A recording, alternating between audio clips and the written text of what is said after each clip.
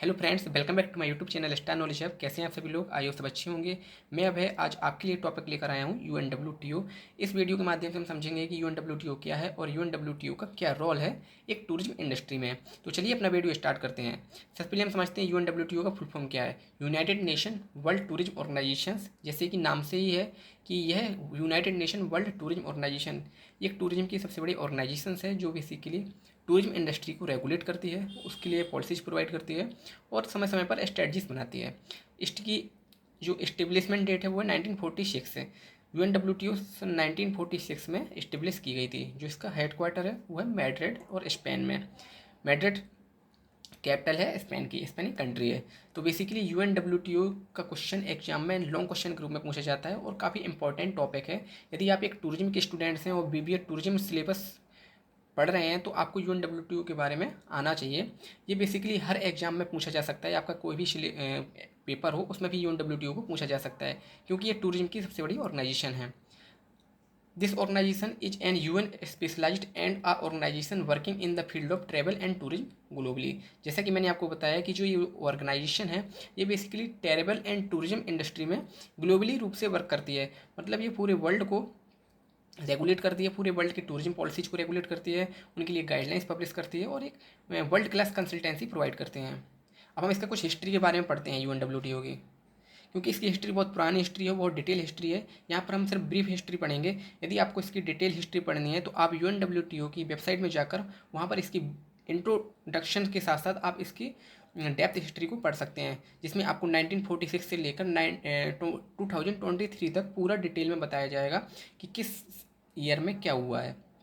लेकिन हम यहाँ पर सिर्फ शॉर्ट हिस्ट्री पढ़ेंगे जो आपके एग्जाम के पॉइंट ऑफ व्यू से है। ये कि क्वेश्चन यदि एग्जाम में पूछा जाता है तो आप इतना कुछ लिखकर अच्छे मार्क्स गेन कर सकते हैं और आपके पास एक डेप्थ नॉलेज हो जाएगी कि यूएनडब्ल्यूटीओ है क्या। इन 1946 the first international Congress of national tourism bodies meeting in London decides to create a new international non-governmental organization to replace the IUO TPO। इसका फुल फॉर्म है International Union of Official Tourism Propaganda Organization which was establish in 1934।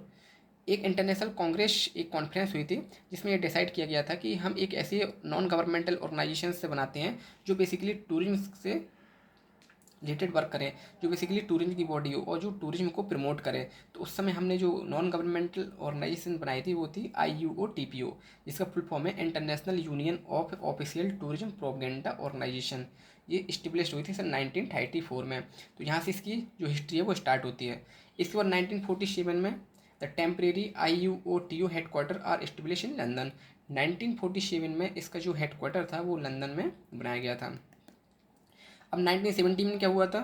On 27 September 1970 the IUOTO special general assembly meeting in Mexico city में एक meeting conduct की गई थी जिसमें ये adopt किया गया था कि status of the World Tourism Organizations from 1980 onward this day will be celebrated as World Tourism day.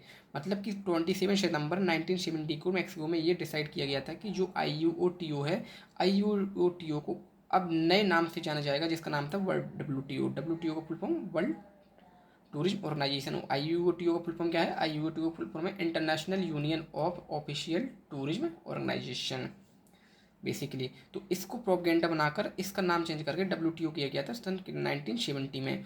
और 1970 में किया गया था फ्रॉम 1980 ऑनवर्ड। 1980 के बाद हम WTO के नाम से जाना जाएंगे, WTO के नाम से हम IUTO को जाना जाएगा, ये डिसाइड किया गया था। और तभी से 27 सितंबर से वर्ल्ड टूरिज्म डे मनाया जाता है।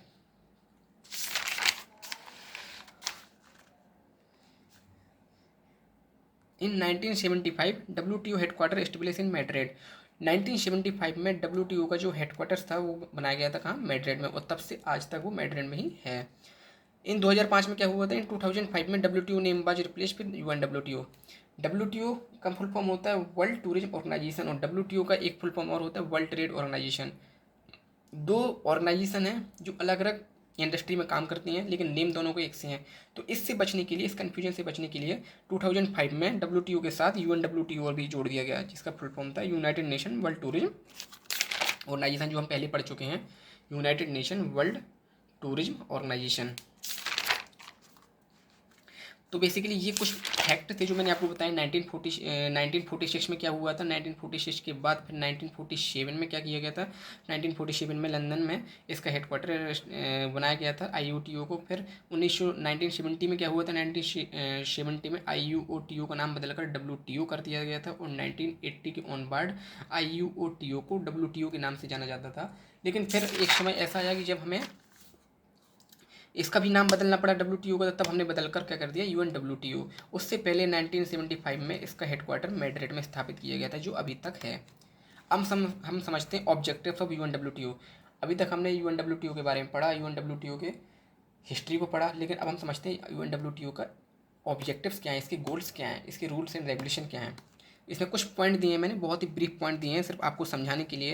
यदि आपको ये टॉपिक समझ में आ जाता है, तो यदि आपके एग्जाम में ये क्वेश्चन आ रहा है, तो आप अपने मन से इस क्वेश्चन को बनाकर समझकर लिख सकते हैं। बस कुछ फैक्ट्स आपको देने की ज़रूरत है, कुछ पॉइंट्स उसमें ऐसे डालने की ज़रूरत है जो आपके आंसर को अट्रैक्टिव बना सकें। फर्स्ट पॉइंट जो मैंने लिखा है, making tourism smarter through continuous evolution. Basically UNWTO का मेन ऑब्जेक्टिव है कि किसी न किसी तरीके से एनी वे आप टूरिज्म को किस तरीके से स्मार्टर कर सकते हैं, ज़्यादा से ज़्यादा नए नए इनोवेशन ला सकते हैं, कंटिन्यूशन उसको एवेल कीजिए, कंटिन्यूस डेवलपमेंट कीजिए।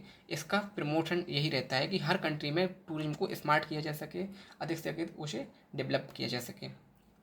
सेकंड जो पॉइंट है वो है making tourism more competitive at every stage through new invention ideas. Her country में टूरिज्म को मोर कॉम्पिटिटिव रूप से बनाया जा सके, मोर कंपटीशन इस्टेब्लिश किया जा सके, जिससे कि हर कंट्री अपने टूरिज्म को अधिक से अधिक इनोवेट करे, अधिक से अधिक डेवलपमेंट करे, जिससे कि उसके यहाँ टूरिस्ट बहुत ज़्यादा से ज़्यादा आए, कंपटीशन बहुत ज़्यादा बढ़े। कंपटीशन बढ़ने के साथ साथ नए नए टूरिज्म के आइडियाज़ डेवलप हों। नए नए टूरिज्म के आइडियाज़ डेवलप होने के साथ साथ आप नए नए तरीके के टूरिज्म को डेवलप कर सकेंगे, नए नए टूरिज्म देखने को मिल सकते हैं इन फ्यूचर में। तो UNWTO इस क्षेत्र में अक्सर कार्य करता रहता है। Creating more and better jobs. Basically tourism industry के, जैसा कि आपको पता है कि टूरिज्म इंडस्ट्री बहुत ही बड़ी, वर्ल्ड की थर्ड फास्टेस्ट ग्रोइंग इंडस्ट्री है। और जब कोई इंडस्ट्री ग्रो करती है तो ऑब्वियसली वहाँ पर उस सेक्टर में जॉब अपॉर्चुनिटी ज़्यादा से ज़्यादा बढ़ती हैं। तो इसका मेन फोकस होता है कि बेटर जॉब्स को क्रिएट करना, ज़्यादा से ज़्यादा एम्प्लॉयमेंट जनरेट करना। चौथा जो पॉइंट है वो है सेफ एंड सीमलेस टूरिज्म। जो भी आपका टूरिज्म हो हर कंट्री में सेफ हो, सीमलेस हो, कोई भी वहाँ पे टूरिस्ट को ये महसूस ना हो, अनसेफ महसूस नहीं होना चाहिए, हर जगह सेफ एंड सिक्योर एनवायरनमेंट हो। तो UNWTO की ये ऑब्जेक्टिव रहता है कि वह हर कंट्री में एक सेफ एंड सीमलेस टूरिज्म को डेवलप कर सकें। Sustainable tourism to protect culture and national heritage site. Basically जो भी नेशनल हेरिटेज साइट हैं, जो भी सिटेडल्स हैं, जो भी फोर्ट्स हैं, जो भी कल्चर्स हैं, कुजीन्स हैं और हैंडीक्राफ्ट्स हैं, लोकल हैंडीक्राफ्ट्स जैसे कहते हैं, लोकल डांस हैं, इन सबको रिवाइव किया जा सके। इन सबको सर्वाइव रखने के लिए जो WTO है, UNWTO है, वो निरंतर कार्य करती रहती है। तो हमने इनमें से कुछ 5 पॉइंट समझे, आपको आई होप समझ में आया होगा UNWTO के ऑब्जेक्टिव्स क्या हैं, इसका रोल्स क्या है। और अब हम समझते हैं स्ट्रक्चर ऑफ UNWTO। तो बेसिकली स्ट्रक्चर ऑफ UNWTO में 4 पॉइंट आते हैं। जो UNWTO ऑर्गेनाइजेशन है उसका स्ट्रक्चर क्या है, उसमें सबसे पहले जनरल असेंबली होती है, फिर एग्जीक्यूटिव काउंसिल होती है, फिर कमेटी होती है और सेक्रेटेरिएट होते हैं। ये 4 एलिमेंट से मिलकर UNWTO का स्ट्रक्चर डेवलप होता है, एक UNWTO ऑर्गेनाइजेशन कंप्लीट होती है। जब हम इन चारों स्ट्रक्चर को, जैसे हम जनरल असेंबली कहते हैं फर्स्ट नंबर पे, दूसरे पे एग्जीक्यूटिव काउंसिल कहते हैं, तीसरे पे कमेटी बनाई जाती है, फिर चौथी पे सेक्रेटेरिएट, तो इन सभी को मिलाकर एक UNWTO की ऑर्गेनाइजेशन बिल्ड होती है।